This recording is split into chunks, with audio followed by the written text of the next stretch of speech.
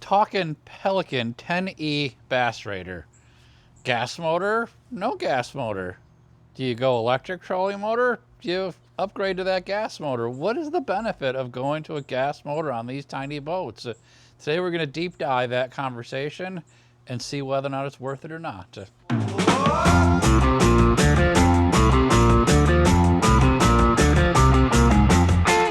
I love both of my boats. I got my Bass Raider 10E. I got my John boat to bass boat conversion behind me. They both have completely different purposes as far as I'm concerned. And the point of this video is pretty much all coming from how do I like to fish? Where do I like to go? What do I like to do? And which boat is best for that particular area? So I'm constantly researching, what do I want out of my boat? Where am I going and whatnot? The bass boat kind of originated from, I want to be able to explore and get around and go. And I always was thinking, well, can I do that on my Bass Raider? Can I do it on this little tiny boat? Well, I never really explored it too deep. I've done a ton of research on it. I've always been curious about it, but I've also always wanted a bass boat, a bigger one, a little bit more people can get on it. So we did this bass boat. It's got a gas motor on it. I can pretty much explore what I want to explore, but it brings me back now to the idea of this Bass Raider. Can I do the same thing in this Bass Raider that I can do in this John boat, or aka a bigger bass boat? What are the benefits of putting a gas motor on here? Because I pretty much got the biggest trolling motor that I would want to put on here. It's got a 55 foot-pound thrust on there. You really don't want to go higher than that. It just isn't giving you any benefit. And we'll discuss that a little bit later on in the video too. But the big topic here is gas motor. So we want to take a look at some of the motors that are available to you today. What is out there? What can you put on these little Bass Raiders? What's it going to cost you? And what am I going to get out of it? Is it really going to be worthwhile to put a gas motor on this boat and discuss the benefits? We'll see. Let's go check out some of those gas motors that you can really theoretically put onto this boat.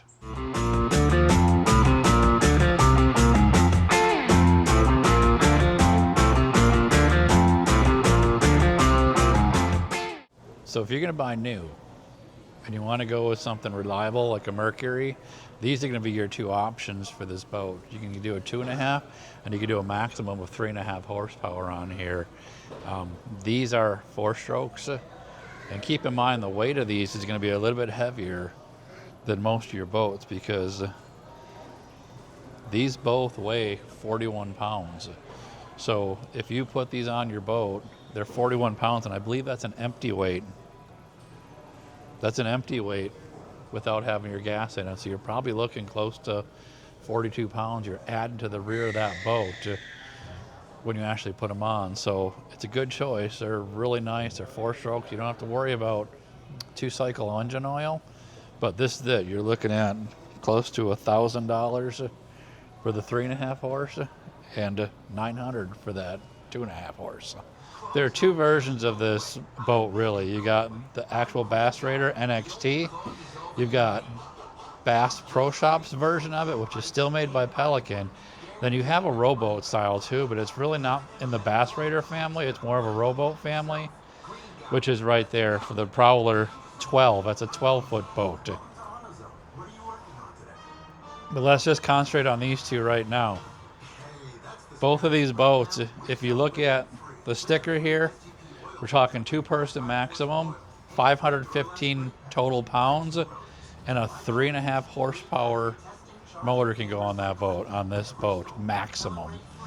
Same thing with this one. This one is a 400 pounds, so it's actually 115 pounds less than this boat right here. But you're still talking, this one is a maximum horsepower of 2 horsepower. So this one, none of the motors that were actually inside here will actually be able to legally be put on this boat. And we'll talk about legally later. But legally, this can have a 2 horse, this can have a 3.5 horse. If you want to get a bigger motor, that Prowler 12, which is really considered a John boat, that has a maximum 390 pounds, but you could put a 6 horsepower motor on the back of that boat. So if you really want to, that one's the one you're going to want if you want to get into that 5 to 6 horsepower motor. 2 horsepower, 3.5. Before we really get into the whole nitty gritty of the gas motors and what you can put on this boat, I really want to cover this one topic because I know I'm going to get comments on what kind of motors everybody's putting on these boats and what you have on yours and what you rode on yours for 10, 15 years or whatever it is. What we are going to cover here is what the manufacturer suggests, that the safe limits that you can have on this boat. And I am talking safe limits. Every one of these boats has a sticker. We've already seen the stickers that they're on there on the ones that are over at Bass Pro Shop, and this one has it too in the back. It's just covered up in my box. This boat is rated for a 3.5 horsepower maximum motor. If you've got a 5 horse, a 6 horse, an 8 horse on the back of these boats, that's great. That's fine. That's whatever, how you want to do it.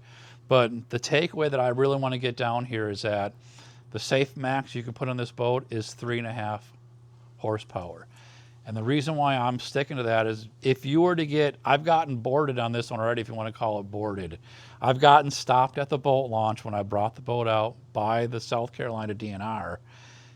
If I had a 5 horse on the back of this and my sticker says is only rated at a 3.5, he's issuing me a ticket.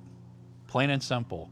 This boat is not rated for a 5 horse engine or up. Maximum is 3.5 horsepower. So if you have a bigger engine on this boat, you're risking a ticket from your local DNR if they pull you over and decide they want to check it. And the other portion of it is, if you get in an accident in this boat, if something happens in this boat and there is any type of illegality on there, you're not covered anymore because you overstayed the limits of what this boat can handle. If it's a 5 horse on here and you get in an accident, it's only rated at 3.5, nobody's going to protect you on it. You are 100% on your own because you didn't follow the manufacturer's safety specs on this boat. So we are keeping this at what is this boat rated at legally for it. If you want to go over above it, that's all on you, but we're going to cover that 3.5 under, which is what these boats can handle. We love going to Bass Pro Shops. It is such a fun store to be at. So even if I don't get anything else out of the video, I got to look at Bass Pro Shops. So let's talk pros and cons of a gas motor. Do I want to put a gas motor on here, or do I want to stick with my trolling motor? So I always like to start with the pros. Let's just go. Let's be positive and start first. What are the pros? You are going to go a little bit faster.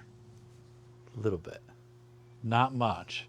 You figure if you put on a 3.5 horsepower on here, you may push 7 miles an hour. It's about 6 to 7 miles per hour you're going to go. With that trolling motor right now, I'm lucky if I get 3 to 4. So you really are, you're coming close to doubling your speed. If you want to, between 4 and 7, you go a little bit faster, but you're really not doing 19 or 20 on this one. You're just not going to get that speed out of here when you're talking about this. So you are going to go there a little bit faster. So 7 miles per hour on a 3.5 horse. Now with 2.5 horse on this boat, you may hit, maybe you'll hit 6. Me as a big, I'll stop calling myself a big fat guy when I'm a big fat guy. A larger person, as of such as me, you're looking at about 5 miles an hour. On the average, about 5. That's 1 mile an hour faster than this with no wake or nothing else. So that is, you're not gaining much with that 2.5 horsepower. Another pro you are going to have with gas is you technically, and that's a big technical, you're limited to how much gas you can bring along with you. You talk about your gas mileage on here. Those motors have a 0.3 gallon gas tank. You don't even have a 1 gallon gas tank. You're going to get about, and I know I'm going miles per gallon, you're going to get about 12 miles per gallon with 3.5, and really the 2.5 gets about 20 miles per gallon. So if you can bring yourself 2 gallons or a 3-gallon, little 3-gallon jug to go along with that 0.3 on there, you really can go a long ways with that gas motor. So keep that in mind. We're also going to bring in that on a con too, and I'm going to slide it in right here right now. You can go longer, but you're not going faster. So if you've got the time to go all the way across the lake and take an hour to get there and take an hour to get back, you'll be able to do it with a gas motor. The battery, it's still questionable. It all depends on what your battery setup is, but this isn't a battery set. This is a gas motor. So you are limited, unlimited on your fuel, because you really could carry a little 3-gallon tank on here, and it probably wouldn't be that much.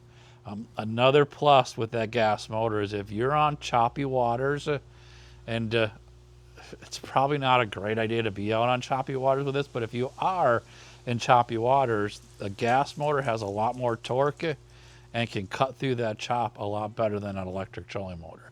They're just built to move you around. There's not a whole lot of torque in them. A gas motor, you're going to really get that torque. Torque equals power, and power equals being able to cut through those heavier waters if you actually find yourself in heavier water. The final pro that I am going to do here is you are saving your batteries, because the majority of us don't just use our motor to get there, we also use it to fish. Well, you're still going to have that trolling motor on the front because you don't want to spook the fish with that gas motor, which I just ruined one of my cons. You're not going to use the gas motor to troll around while you're fishing, because you ain't going to catch fish if you're doing that. So you're always going to have that trolling motor on the front. Most of us have a fish finder on it, and if you want to fish at night, you're going to have some lights on your boat. Okay, you still need that battery, you still need that front trolling motor. So if you have a gas motor to get you to and from your fishing spots, you will ease up on some of that battery consumption by not using the battery to get where you're fishing. So that's a big plus for the gas motor. If you can come up with some more pluses or cons on it, maybe your boat's going faster, put it in the comments, please. I am still learning and researching. This is, like I said, is just from what I've tried to figure and to calculate into it. So let's go to the cons. What are the cons of having a gas motor on the back of this boat? So we covered one of the cons already, and it's loud. You kind of have to sneak up on the fish. You don't want to go right to where you're fishing with that gas motor, because they're just going to scatter. So you're going to get to the area, so you still need that trolling motor on the boat to be able to maneuver to where you want to fish. Which brings me to the next con. If your gas motor's in the back and your trolling motor's in the front, the person in the back, if you've got 2 people on it, the person in the back controls the gas motor. That person in the front is now the owner of that trolling motor. So they're going to be the ones operating the trolling motor unless you do a flip-flop. When I'm out with my daughter, she doesn't want to have anything to do with any of the motors. She does not want to drive it. So if I had a gas motor on here, I would have to jump to the front of it and she come to the back so I can do the trolling motor when we get there. And then when we're ready to move, we would have to swap again so I can do the gas motor. So just keep that in mind. If you're by yourself, the chair does slide. You're going to have to reposition yourself in the boat. You're going to gas motor when you get there, slide your chair up to the front so you can reach your trolling motor, unless you're one of them people that have a whole lot of money and can get that really cool Tiny Boat Nation. Hint, hint, maybe you can send me a little trial of it. Joking around. If you can afford that front trolling motor that Tiny Boat Nations offers, where it's a transom mount and it's full GPS with a remote control, you can sit in the back all you want. But that's a really expensive upgrade to do so you can run a gas motor. If you have that little Minn Kota on the back, you can troll all day long on that, and then when you want to go, take off. So that's to me, that's a big neg, it's a big con, because I don't want to be going from front to back, front to back, front to back. We talked to the torque. You put a gas motor on there, and you've instantly increased the torque and the stress that you're putting on the back of that transom. That gas motor is going to flex that transom more. Now, it is rated for it. You know, you're not exceeding the rating of this, but it is going to add a little bit more stress to that. It is going to add a little bit more wear to that back of that transom, because a gas motor just has that much more torque than that little electric motor. So keep that in mind if you do it. You may have to strengthen that transom at some point in time if you have this for a long time. The other ones are kind of smaller ones. You still have the maintenance. You have a gas motor, you have maintenance. You're going to have carburetor issues every single year unless you find a way to completely drain that. Maybe you start it up throughout the winter time if you're not using it. Anytime that it sits and it's down, you're going to have gas, you're going to have carburetors, maintenance on it. You have spark plugs, you have gear oil changes. You just have that yearly maintenance when it comes to a gas motor. You're never going to get around that. Gas motors are going to vibrate. You are going to have that noise. You're going to have that vibration instead of having a nice, clean electric motor on the back of it. You have more vibration. Not a big issue as far as I'm concerned around here, but there are some waters out there that are full on electric, especially when you talk about the smaller ponds, the smaller areas that you can fish. You get into a bigger lake, of course, they're going to be gas, but it's called the pond prowler for a reason because it really shines. This boat is its stomping grounds is a pond, and a lot of your local ponds and local municipalities don't allow gas motors on them. They just allow that electric motor on there. So you may run into that issue on not being able to take it from places if that's your main source of transportation, is that gas motor on the back. I guess that brings me down to what is my decision. You can probably figure it out what I've already decided that I personally would like to do. What do I benefit if I were to put a gas motor on here? I would get a little bit more run time. I wouldn't have to worry about my battery dropping dead. We do have a couple of videos out there on how long my batteries last. You may want to check them out. They're really cool. We've tested the lithium ion and I tested the lead acid battery. I'm not concerned on this boat that I'm ever going to kill those batteries. I'm just not.